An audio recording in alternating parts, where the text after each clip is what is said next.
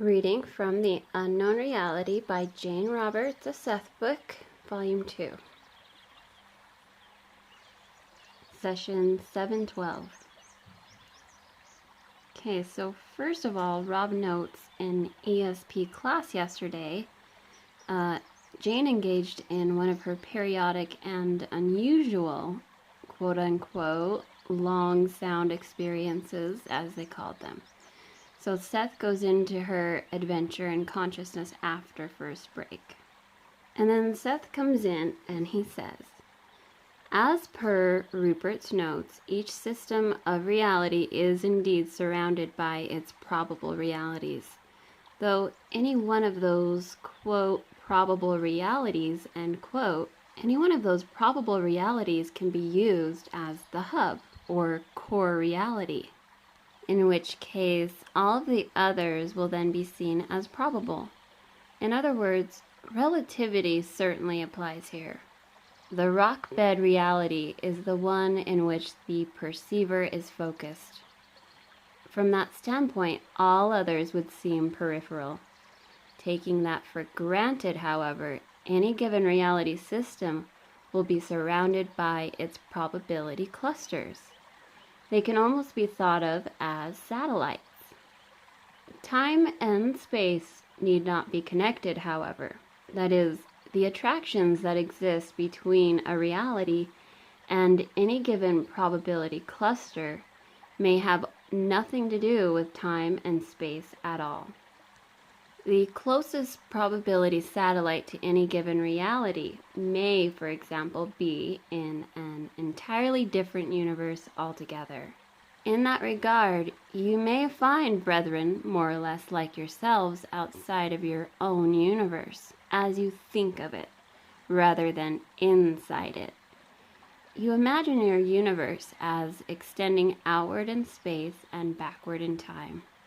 You think of it as an exteriorized manifestation, expanding perhaps, but in an exterior rather than an interior fashion.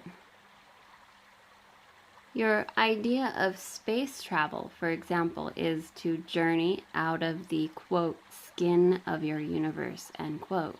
You do not understand that your system is indeed expanding within itself, bringing forth new creativity and energy.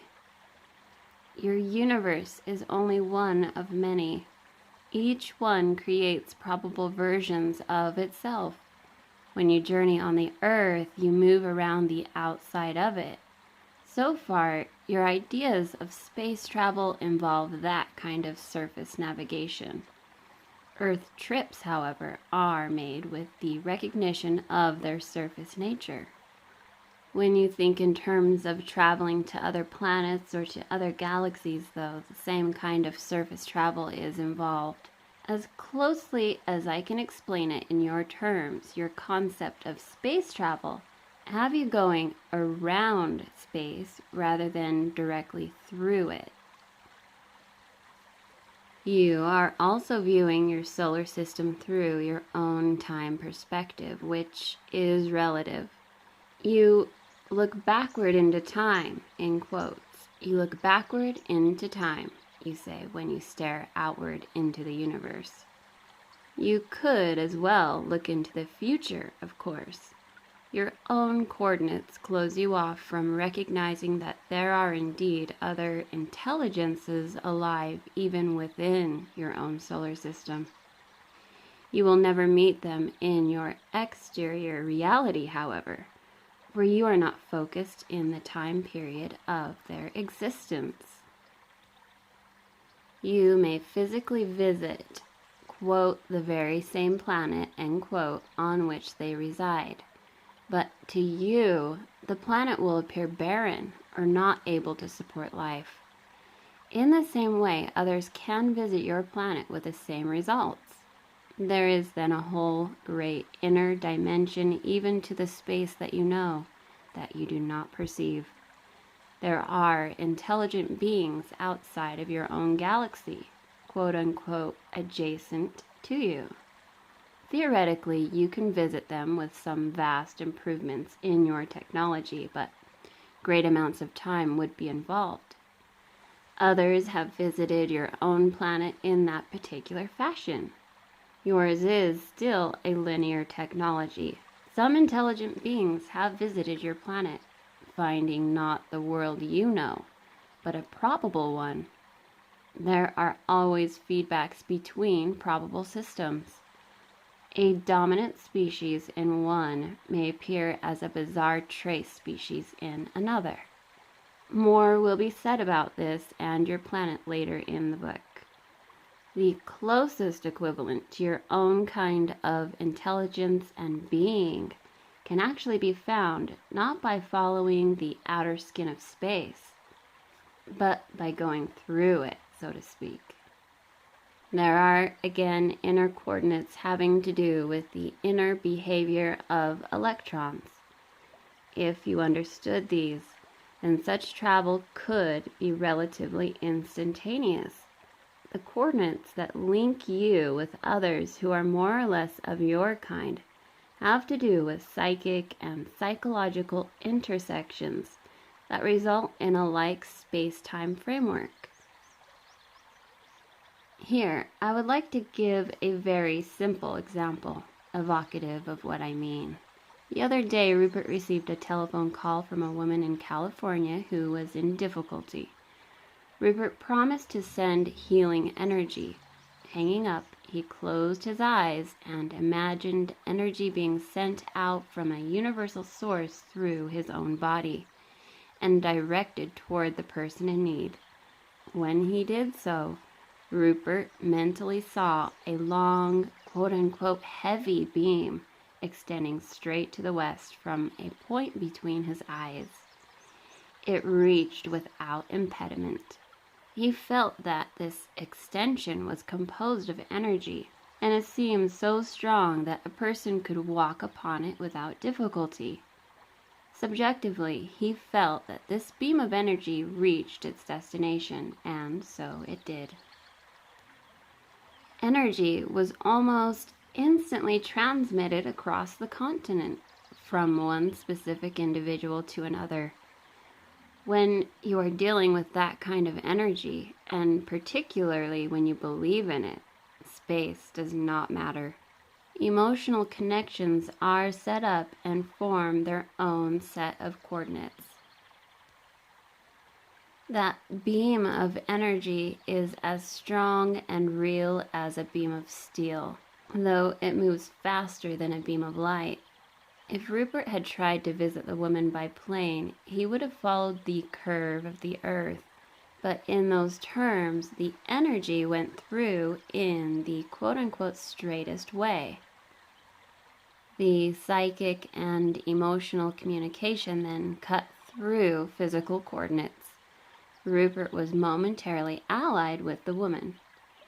Now, in the same way, you can be allied and in tune with other probabilities that do not coincide with your space-time axis. The exterior universe with its galaxies as you understand it, and on that level of activity, can be encountered on certain rigid space-time coordinates. You can visit other planets only in your present. Your present may be the past or the future as far as inhabitants of a given planet are concerned. Your physical senses will only operate in there and your present. Quote-unquote effective space travel, creative space travel on your part, will not occur until you learn that your space-time system is one focus.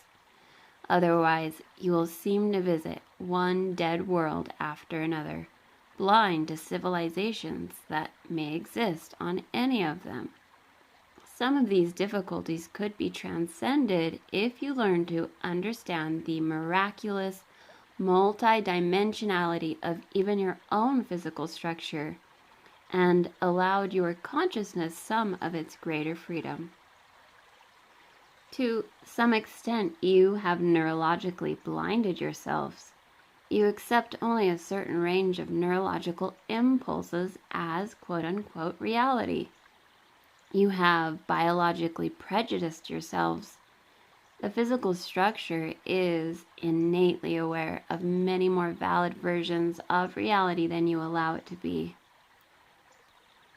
Theoretically, a thoroughly educated space traveler in your time landing upon a strange planet would be able to adjust his own consciousness so that he could perceive the planet in various quote-unquote sequences of time. If you land upon a planet in a spaceship and find volcanoes, you would perhaps realize that other portions of that planet might show different faces. You have confidence in your ability to move through space, so you might then explore the terrain that you could not see from your original landing point.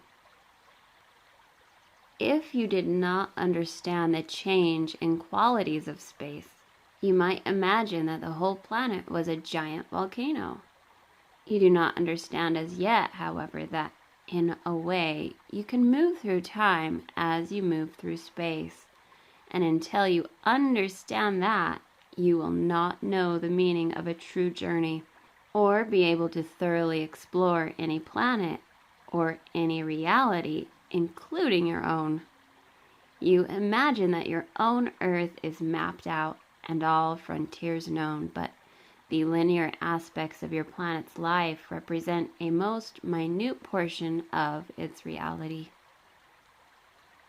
The portions of the psyche reflect and create the portions of the universe from its most minute to its greatest part. You identify with one small section of your psyche, and so you name as reality only one small aspect of the universe. In class last evening, Rupert quote-unquote picked up messages that seemed to be too slow for his neurological structure. He was convinced that it would take many hours of your time in order to translate perhaps a simple, clear paragraph of what he was receiving. He experienced some strain, feeling that each vowel and syllable was so drawn out in your terms of time that he must either slow down his own neurological workings to try to make some suitable adjustments. He chose the latter. Messages, therefore, perceptions, quote, came through, end quote, came through at one speed, so to speak, and he managed to receive them while translating them into a more comfortable, neurologically familiar speed. One part of Rupert accepted the quote-unquote slow or quote-unquote long perceptions, while another part quickened them into something like normal speech patterns. Some communication did result. What he was sensing, however, was an entirely different kind of reality. He was beginning to recognize another synapse, neurological pattern, not quote-unquote native.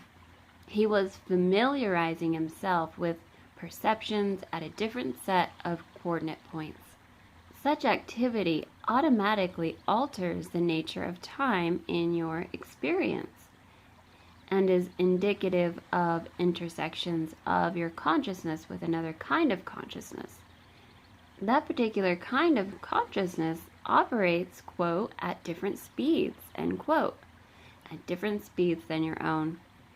Biologically, your own physical structures are quite able to operate at those same speeds, though as a species you have disciplined yourselves to a different kind of neurological reaction. By altering such neurological prejudice, however, you can indeed learn to become aware of other realities that coincide with yours. Now, electrons themselves operate at different quote-unquote speeds. The structure of the atom that you recognize and its activity is in larger terms one probable version of an atom. Your consciousness, as it is allied with the flesh, follows the activity of atoms as far as it is reflected in your system of reality. Rupert is learning to minutely alter his experience with the probable atomic correlations that exist quite as validly as does the particular kind of atomic integrity that you generally recognize. When he does so, in your terms, he alters atomic receptivity. This automatically brings probabilities to the forefront. To perceive other realities, you alter your own coordinates, tuning them into other systems and attracting those into your focus. Now, to some extent or another, there are counterparts of all realities within your psyche. When you slow down or quicken your thoughts or your perceptions, you automatically begin to alter your focus, to step aside from your officially recognized existence. This is highly important, for in certain terms, you are indeed transcending the time framework that you imagine to be so real. In other terms, certain portions of your own reality have long since quote-unquote vanished in the unrecognized depth that your own sense of continuity has so nicely straddled. Your personal cluster of probable realities surrounds you again on a cellular basis, and biologically your physical body steers its own line, finding its balance operating in a cluster of probabilities while maintaining the focus that is your own. You can even learn to tune in to the cellular comprehension. It will help you realize that your consciousness is not as limited as you suppose. All realities emerge from the psyche and from the CUs that compose it. Okay, so after dictation, Rob notes here that Jane came through with several pages of material for herself. Some of it was personal, but one part consisted of Seth's response to an assessment she'd written, wherein she examined her progress since the inauguration of her psychic abilities late in '63. Seth adds to our understanding of Jane's reaction to some of the challenges she took up 11 years ago, which I'm about to give. His material is also an extension of much that he gave in the 679th session for Volume 1 of Unknown Reality, when he discussed the early background of the probable Jane who chose to live in this physical reality, and how that Jane began to contend with her strongly mystical nature. All right, so Seth continues. He says, "The paper Rupert wrote this evening is pertinent and highly significant. Have him show it to you. Indeed, though he dislikes the word, he is finishing the first portion of his quote-unquote apprenticeship, in which he became acquainted with a different kind of reality and had to learn how to equate it with the quote-unquote normal one. Certain strains were involved that, in one way, were as natural as growing pains. This has nothing to do with so-called psychic phenomena, but the natural growth and development of a personality whenever it tries to go beyond its space and time context and tries on challenges of such a nature. In one way, on one level, such a personality seems to be operating quote-unquote blind, while in another it is aware of its accomplishments and challenges. Often a situation of unbalance is set up that would not exist had the personality not accepted the challenge and hence the potentials for an even greater development. The more prosaic elements of the personality then take whatever measures seem necessary at the time, while new orientation is tried out. These methods may seem to lead to great distortions, particularly in contrast with the sense probabilities of development. In one way or another, however, they still provide a framework in which the personality feels itself free to pursue its goals. The built-in impetuses provide clue points. When the new sensed reality is strong enough to provide not only greater comprehensions, but also to construct a new framework, then the old framework is seen as limiting and discarded. Elements in your lives were experienced as negative simply because Rupert was not sure of himself. Pleas for help were seen as demands, not as opportunities to use abilities, so he felt hounded. He was not sure enough of his new world. He was still enough a part of the old one so that he often saw his life and abilities through the eyes of the, quote, old world inhabitants, end quote, the others who might scorn him or set him up for ridicule. They represented portions of his own psyche still at that level of consciousness, not having quite assimilated the greater knowledge or experience. So he felt he needed protection, the protection that would cleverly serve all of his purposes, allowing him to go ahead as he wanted to.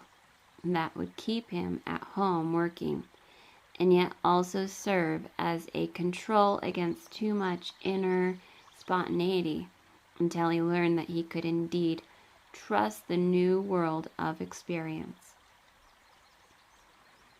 All right, that is the end. However, there are notes that give excellent quotes, Seth quotes, actually a few pages. So I'm going to make another video, and it will be just session notes, but don't just remove it from your ping or whatever you get, because there are really great things in the next video that you might want to hear.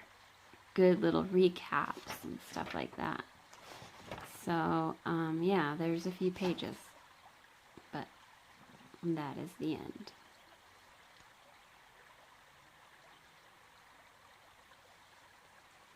So, as always, thank you for watching. I really appreciate all of you guys.